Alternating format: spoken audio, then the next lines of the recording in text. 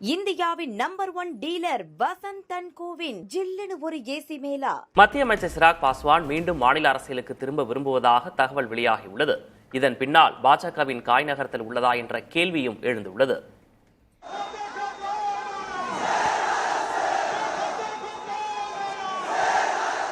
தற்போது மத்திய இணையமைச்சராக உள்ள சிராக் பாஸ்வான் பீகார் அரசியலில் களமிறங்க விருப்பம் தெரிவித்துள்ளார். பீகார் முதல்வர் பதவிக்கான போட்டியில் சிராக்கும் களமிறங்குகிறாரா என்ற எதிர்பார்ப்பை இந்த தகவல் ஏற்படுத்தியுள்ளது. கடந்த 2 ஆண்டுகளாகவே பீகாரில் சிராக் தீவிர சுற்றுப்பயணம் செய்து வருவதும் இந்த யூகத்திற்கு வலு சேர்க்கிறது.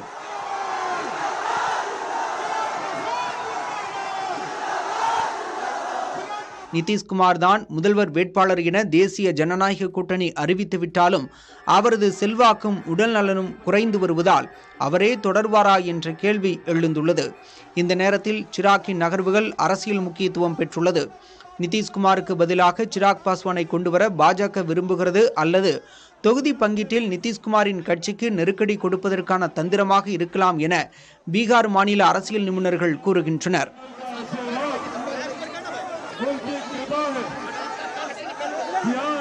கடந்த பேரவைத் தேர்தலில் சிராக் பாஸ்வான் கட்சி தொகுதி பங்கீடு அதிருப்தி காரணமாக தேசிய ஜனநாயக கூட்டணியிலிருந்து வெளியேறி தனித்து போட்டியிட்டதே அந்த தேர்தலில் நிதிஷ் கட்சியை விட பாஜக அதிக இடங்களை வெல்ல முடிந்ததற்கு காரணம் என்றும் கூறப்படுகிறது.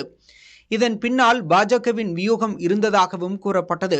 சிராக்கை மாநில அரசியலுக்கு கொண்டு வருவதன் மூலம் அவரை பயன்படுத்தி பீகாரில் தன் இலக்கை எட்ட பாஜக காய் நகர்த்துகிறதா என்றும் யூகங்கள் எழுந்துள்ளன.